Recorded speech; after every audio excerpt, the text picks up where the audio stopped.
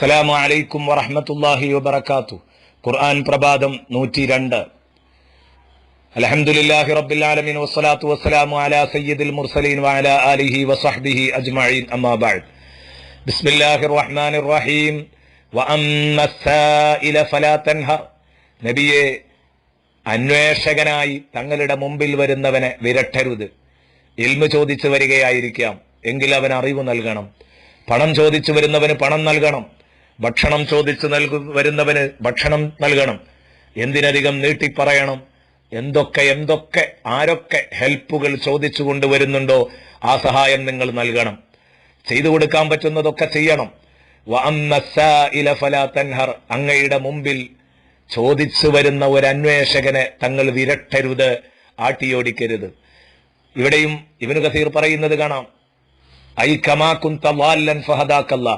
തങ്ങള് സത്യാന്വേഷിയായി തങ്ങളെ റബ്ബ് കണ്ടപ്പോൾ, തങ്ങൾ സത്യം അന്വേഷിക്കുമ്പോൾ ആ സത്യത്തിലേക്ക് അള്ളാഹു തങ്ങൾക്ക് വഴി കാണിച്ചതുപോലെ നബിയെ മുസ്തർഷിദായ ഇൽമും തേടി, നേരായ വഴി അന്വേഷിക്കുന്ന നേരറിവുകൾ തേടി തങ്ങളുടെ അടുത്ത് വരുന്നവരെ നബിയെ തങ്ങൾ വിരട്ടരുത്, അവർക്കത് പറഞ്ഞു കൊടുക്കണം. അതുകൊണ്ടാണ് മുത്തുനബിയോട് എന്ത് ചോദിച്ചാലും പറയുമായിരുന്നു. ഇത് എത്രത്തോളം എന്ന് ചോദിച്ചാൽ വഅമ്മസ്സായില ഫലാ തൻഹർ എന്നത് നബി തങ്ങൾ എത്രത്തോളം ശിരസാവഹിച്ചു എന്ന് ചോദിച്ചാൽ, ഇമാം ബുഖാരി റിപ്പോർട്ട് ചെയ്യുന്ന ഒരു ഹദീസ് അബൂ മൂസൽ അശ്അരി റളിയല്ലാഹു അൻഹുവിനെ തൊട്ട് കാണാം. സുഇല റസൂലുള്ളാഹി സ്വല്ലല്ലാഹു അലൈഹി വസല്ലം അൻ അശ്യാഅ കരിഹഹ. നബി സല്ലല്ലാഹു അലൈഹി വസല്ലം തങ്ങൾ സ്വാഭാവികമായി ഇഷ്ടപ്പെടാത്ത പല കാര്യങ്ങളും നബി തങ്ങളോട് ചോദിച്ചു. കാരണം എന്തും ചോദിച്ചാൽ ഉത്തരം കിട്ടുമല്ലോ എന്ന് കരുതി. ഫലമ്മ അക്സറു അലൈഹിൽ മസ്അല. നബി സല്ലല്ലാഹു അലൈഹി വസല്ലം തങ്ങളെ ചോദിച്ച് ബുദ്ധിമുട്ടിക്കാനുള്ള ശ്രമമാണെന്ന് കണ്ടപ്പോൾ, ചോദ്യം നബി തങ്ങളുടെ മേൽ അധികരിപ്പിച്ചപ്പോൾ ഗളിബ റസൂലുള്ളാഹി സ്വല്ലല്ലാഹു അലൈഹി വസല്ലം വിഷമിച്ചുകൊണ്ട് വഖാല, നബി തങ്ങൾ പറഞ്ഞു, സലൂനി, ചോദിച്ചോളൂ. ഇപ്പൊ എന്ത് ചോദിച്ചാലും മറുപടി പറയും, എന്തും ചോദിക്കാം. അപ്പോഴാണ് ഒരാൾ എഴുന്നേറ്റിട്ട്, യാ റസൂലല്ലാഹ് മൻ അബി, നബിയെ എന്റെ വാപ്പയാരാണ്? കാരണം നാട്ടിലാകെ പറഞ്ഞു നടക്കുന്നു, അയാളുടെ വാപ്പയും അയാളും തമ്മിൽ ഫേസ് കട്ടിന്റെ വിഷയത്തിൽ വലിയ അന്തരമുണ്ട്. വാപ്പ വലിയ സുന്ദരനാണ്, പക്ഷേ ഇദ്ദേഹം അതുപോലെ സുന്ദരനല്ല. അപ്പൊ പലരും, ആളുകൾ ഇങ്ങനെ അഭിപ്രായം പറയുമല്ലോ, അയാളുടെ മകൻ തന്നെ അല്ലേ, ഇതിൽ വല്ല കള്ളനും കയറിയോ? ഇത്തരം ഒരു ചർച്ച നടക്കുമ്പോൾ ഇയാൾ കിട്ടിയ ചാൻസ്, ഇയാൾ എഴുന്നേറ്റിട്ട് ചോദിച്ചു, മൻ അബീ യാ റസൂലല്ലാഹ്, നബിയെ എന്റെ വാപ്പയാരാണ്? ഖാല അബൂക ഹുദാഫ, നിന്റെ വാപ്പ ഹുദാഫ തന്നെയാണ്. അപ്പൊ അദ്ദേഹത്തിന്റെ യഥാർത്ഥ വാപ്പ അത് തന്നെയാണ്, ഹുദാഫ തന്നെയാണ്. കാരണം വാപ്പയുടെ ആ ഗുണം കുട്ടിയിൽ ഉണ്ടാവണമെന്നില്ലല്ലോ, ഏതെങ്കിലും പാരമ്പര്യത്തിലേക്ക് പോകാവുന്നതാണ് ഗുണം. ഏതാവട്ടെ, സുമ്മ ഖാമാഖറു, മറ്റേയാൾ എഴുന്നേറ്റ് നിന്നുകൊണ്ട് ചോദിച്ചു, ഫഖാല യാ റസൂലല്ലാഹ് മൻ നബി, വേറൊരാൾ എഴുന്നേറ്റിട്ട് ചോദിച്ചു, എന്റെ വാപ്പയാരാണ്? നബി തങ്ങൾ പറഞ്ഞു, അബൂക സാലിം മൗല ഷൈബ, നിന്റെ വാപ്പ സാലിമാണ്, ഷൈബയുടെ മൗലയായ സാലിമാണ്. അതും കറക്റ്റ്. പക്ഷേ ഇങ്ങനെ ചോദ്യം അങ്ങ് തുടർന്നാൽ ഇത് വിഷമമാണെന്ന് മനസ്സിലാക്കിയ ബഹുമാനപ്പെട്ട സയ്യിദുന ഉമർ റളിയല്ലാഹു അൻഹു നബി തങ്ങളുടെ മുഖത്ത് നിന്ന് ഈ ചോദ്യം ചോദിക്കലിന്റെ വിഷമം, ആ വൈഷമ്യം വായിച്ചെടുത്തുകൊണ്ട് ഖാല ഇന്നാ നതൂബു ഇലല്ലാഹ് ഫലമ്മാ റഅ ഉമർ മാ ബിവജ്ഹി റസൂലില്ലാഹി മിനൽ ഗളബ് ഖാല ഇന്നാ നതൂബു ഇലല്ലാഹ്, നബിയെ ഞങ്ങൾ അല്ലാഹുവിലേക്ക് ഖേദിച്ചു മടങ്ങുന്നു. ഒരിക്കലും ഇത്ര സ്വാതന്ത്ര്യം ഞങ്ങൾ ഉപയോഗപ്പെടുത്താൻ പാടില്ല തങ്ങൾക്ക് മേൽ, പറയുന്നത് കേൾക്കുകയല്ലാതെ. ഇങ്ങനെ ചോദിക്കാൻ ഒരുങ്ങിയാൽ ഇനി പലരും മൻ നബി എന്ന് ചോദിച്ചാൽ ചിലരുടെ ഒന്നും വാപ്പ യഥാർത്ഥത്തിൽ വാപ്പയാവില്ല, ആകെ കുടുംബ കലഹങ്ങളാകും.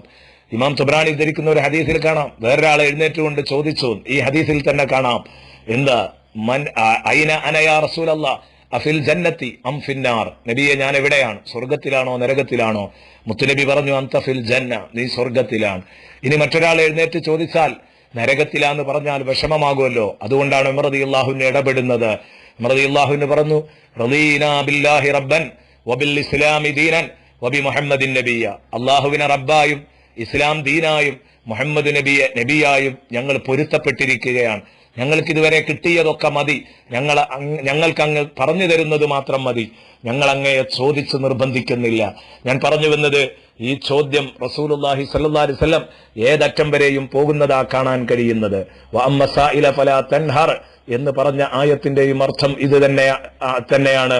നബിയെ തങ്ങൾ ധിക്കാരിയാവരുത്, അഹങ്കാരിയാവരുത്, വഷളത്തരം പറയുന്നവരാവരുത്, സാധുക്കളെ അടിച്ചൊതുക്കുന്നവനാവരുത്.